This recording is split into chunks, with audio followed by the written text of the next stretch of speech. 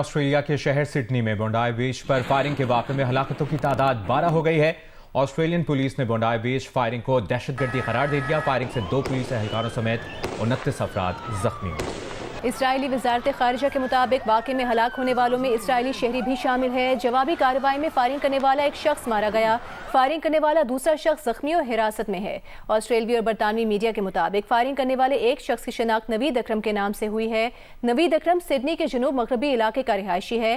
حکام کا کہنا ہے کہ فائرنگ کرنے والے کی گاڑی سے دھماکہ خیز مواد برآمد ہوا ہے۔ فائرنگ کا واقعہ یہودیوں کے تہوار کی تقریب کے دوران پیش آیا۔ آسٹریلوی میڈیا کے مطابق حملہ آور کو پکڑنے والے شخص کی شناخت احمد کے نام سے ہوئی ہے۔ حملہ آور کو پکڑنے اور اسلحہ چھیننے کے دوران احمد بھی زخمی ہوا۔ احمد کے اہل خانہ کا کہنا ہے کہ ڈاکٹرز احمد کی حالت بہتر بتا رہے ہیں۔ آسٹریلین وزیر اعظم کا کہنا ہے کہ ساحل پر فائرنگ کا واقعہ تکلیف دہ ہے۔ آسٹریلیا میں مسلم کمیونٹی کی جانب سے سڈنی میں فائرنگ واقعے کی شدید مذمت۔ مسلم کمیونٹی کے رہنماؤں کا کہنا ہے کہ معاشرے میں ایسے پرتشدد اور مجرمانہ اقدامات کی کوئی گنجائش نہیں۔ ذمہ داروں کو قانون کا سامنا کرتے ہوئے مکمل طور پر جواب دہ ہونا چاہیے۔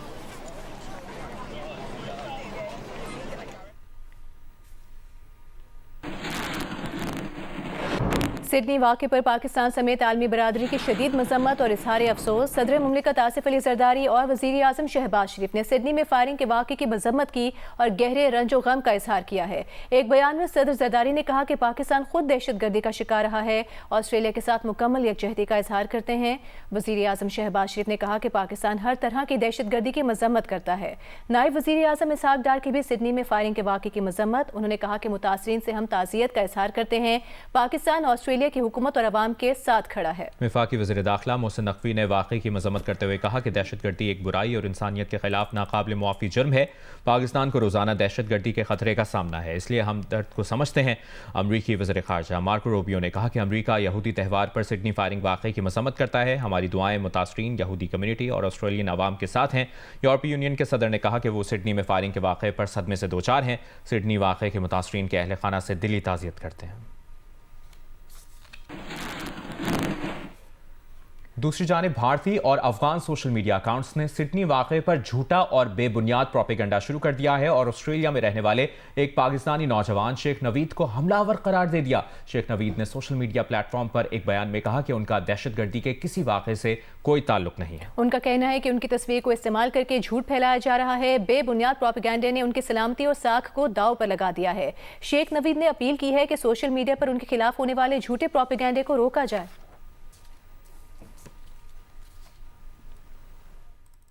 وزیر اعظم کے مشیر رانا ثناء اللہ کا کہنا ہے کہ بانی پی ٹی آئی کے دور میں معاملات فیض حمید، جنرل باجوہ اور بانی پی ٹی آئی کی مرضی سے ہی چل رہے تھے۔ ایسا ہو ہی نہیں سکتا کہ کوئی حاضر سروس آفیسر آرمی چیف کی مرضی کے بغیر جھوٹا مقدمہ بنائے اور اگلے دن اس کا کورٹ مارشل نہ ہو۔ وزیر اعظم کے مشیر رانا ثناء اللہ نے ایک انٹرویو کے دوران کہا کہ ایک بریفنگ کے دوران جنرل باجوہ اور فیض حمید سے بات ہوئی۔ جنرل باجوہ نے کہا کہ رانا بہت موٹے ہو گئے ہو، جیل میں بہت سمارٹ تھے۔ فیض، رانا صاحب کو دوبارہ سمارٹ بناؤ۔ اس پر انہوں نے جنرل باجوہ کو کہا کہ مجھ پر مقدمہ آپ نے ہی بنوایا، اللہ اس دنیا ہی میں اس کا حساب کرے گا۔ وزیر اعلیٰ خیبر پختونخوا سہیل آفریدی کا کہنا ہے کہ خیبر پختونخوا کی طرف انگلی اٹھانے والے پہلے اپنے صوبے کی کرپشن دیکھیں۔ پنجاب میں ہزاروں اربوں روپے کی کرپشن ہو رہی ہے۔ کوہاٹ میں جلسے سے خطاب میں کہا بانی پی ٹی آئی اور ان کی بہنوں کو جعلی مقدمات میں پھنسایا ہوا ہے۔ پی ٹی آئی رہنما شہریار آفریدی نے کہا کہ این ایف سی میں خیبر پختونخوا کا حصہ نہیں دیا جا رہا۔ پاکستان کو متحد کرنا ہے، تمام اقوام کو متحد ہونا ہوگا۔ ہم یہ بھی چیلنج دیتے ہیں تمام لوگوں کو کہ وہ کرپشن کے ثبوت لائیں، چاہے کسی بھی کے خلاف ہو۔ انشاءاللہ تعالی حکومت خیبر پختونخوا ان کے خلاف کارروائی کرے گی انشاءاللہ۔ ذرا اپنے صوبے کا حال دیکھیں، جو تازہ سروے کی رپورٹ بتا رہی ہے کہ پنجاب پولیس پورے پاکستان میں سب سے کرپٹ ترین ادارہ بن گیا ہے۔ خیبر پختونخوا میں ہیلتھ میں سب سے زیادہ پر کیپٹا انویسٹمنٹ ہو رہی ہے۔ پنجاب سب سے نیچے ہے پورے پاکستان میں۔ یہ تو ان کا حال ہے اور مشورے ہم کو دے رہے ہیں۔ Chairman Pakistan virtual assets regulatory authority Bilal bin Saqib کا کہنا ہے کہ پاکستان دنیا کے پہلے 3 کرپٹو اپنانے والے ممالک میں شامل ہے۔ اگلے 10 برس میں ٹیکنالوجی کے ذریعے اپنی خود مختاری مستحکم کر لیں گے۔ نیوز بریفنگ کے دوران بلال بن ثاقب نے کہا کہ تاریخ میں پہلی بار عالمی ایکسچینجز کے لیے منظم، شفاف اور عالمی معیار کا راستہ کھول دیا ہے۔ آج پاکستان نے اپنی تاریخ میں پہلی مرتبہ گلوبل ایکسچینجز کے لیے ایک ریگولیٹڈ، ٹرانسپیرنٹ اور گلوبلی کمپلائنٹ راستہ کھولا ہے۔ بائنانس اور ہوبی کو دیے گئے نو آبجیکشن سرٹیفکیٹ اسی ایک نئی سوچ کا پہلا پریکٹیکل قدم ہے۔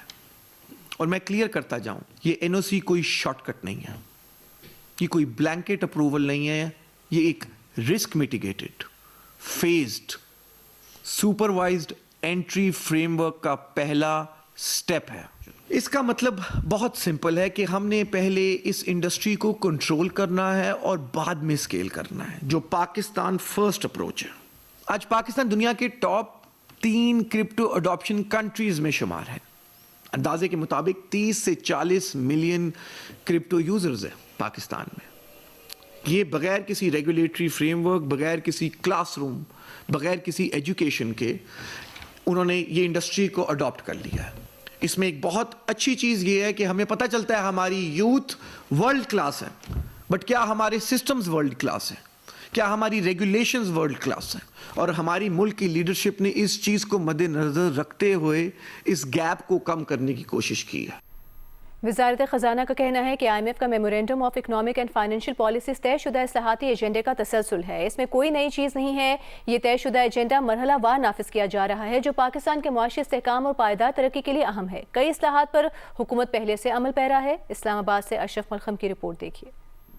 وزارت خزانہ سے جاری وضاحت میں کہا گیا ہے کہ I M F extended fund facility کے تحت درمیانی مدت کی اصلاحات مرحلہ وار نافذ کی جاتی ہیں۔ ہر آئی ایم ایف جائزے میں نئے اقدامات تجویز ہوتے ہیں۔ سرکاری ملازمن کے اثاثاجات کے گوشواروں کی اشاعت کا معاملہ مئی 2024 سے ای ایف ایف میں شامل تھا۔ موجودہ ساختی ہدف سول سروسز ایکٹ 1973 میں ترمیم کے بعد اگلا منطقی قدم ہے۔ نیب کی کارکردگی اور خود مختاری میں بہتری پر گزشتہ جائزوں میں اتفاق ہوا۔ مؤثر کارکردگی اور دیگر تحقیقاتی اداروں سے تعاون کی مضبوطی اس تسلسل کا حصہ ہے۔ یہ اقدام گورننس اور کرپشن ڈائگنوسٹک رپورٹ سے پہلے کا طے شدہ ہے۔ صوبائی اینٹی کرپشن اداروں کو مالی معلومات تک رسائی دینا سی ایف ٹی اصلاحات کا حصہ ہے۔ حکومت نے ترسیلات زر میں اضافے کے لیے غیر رسمی ذرائع کی حوصلہ شکنی کی۔ اس سے مالی سال 2025 میں ترسیلات زر میں 26% سالانہ اضافہ ہوا۔ مالی سال 2026 میں ترسیلات زر میں 9.3% مزید اضافہ متوقع ہے۔ حکومت اسٹیٹ بینک کے ساتھ مل کر ترسیلات زر کی لاگت کم کرنے کے لیے کوشاں ہے۔ شوگر سیکٹر میں اصلاحات حکومت پاکستان کا اپنا اقدام ہے۔ اس کا مقصد جناس کی منڈیوں میں حکومتی مداخلت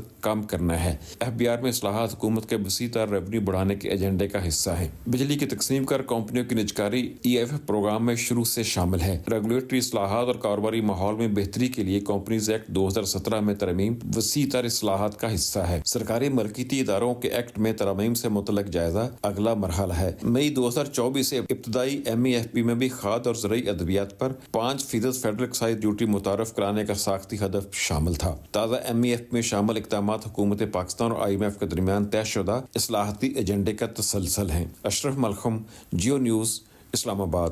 اسلام آباد میں کرسمس کی تھیم پر سجا ونٹر فیٹ میں رنگا رنگ سٹالز جن میں کھانے پینے، لائف سٹائل اور فن سٹی کے جادوئی رنگ شامل ہیں۔ ونٹر فیٹ میں بچے بڑے سبھی چیل ابھاتے نظر آ رہے ہیں۔ اسلام آباد میں خوشیوں کی بہار، کرسمس کی تھیم پر سجا ونٹر فیٹ جہاں رنگا رنگ سٹالز، لذیذ کھانے پینے کے سپاٹس اور فن سٹی بنائی گئی ہے۔ بچے بڑے اور بوڑھے سبھی ونٹر فیٹ میں خوب انجوائے کرتے نظر آتے ہیں۔ باہر سے فیملیز آئی ہوئی ہوتی ہیں تو ایک گیٹ ٹوگیدر ہو جائے سب کے لیے۔ وی ہیو اراؤنڈ 150+ سٹالز جس میں کھانا، جولری، کپڑے، بچوں کی انٹرٹینمنٹ سب انکلوڈیڈ ہے۔ وہ جو ایک تاثر ہے لوگوں کا کہ ہم ونٹر فیٹ میں آتے ہیں، وہاں پہ اڈلٹس کے لیے کوئی گیمنگ نہیں ہوتی، تو اب ہم نے ان کے لیے بھی یہاں پہ ہر چیز رکھی ہے۔ میرا سٹال خرگوش کا ہے اور مجھے خرگوش اچھا لگتا ہے۔ ڈیلی لائف سے ہٹ کے ہمیں یہاں پر آنا چاہیے، فیملی کے ساتھ آنا چاہیے، اپنے سبلنگس کے ساتھ آنا چاہیے۔ اسلام آباد کے باسی ونٹر فیٹ سے خوب محظوظ ہوئے۔ کہتے ہیں دسمبر کے مہینے میں ایسی تقریبات سے سردی کا مزہ دوبالا ہو جاتا ہے۔ کیمرہ مین محمد خاقان کے ساتھ مریم نواز، جیو نیوز، اسلام آباد۔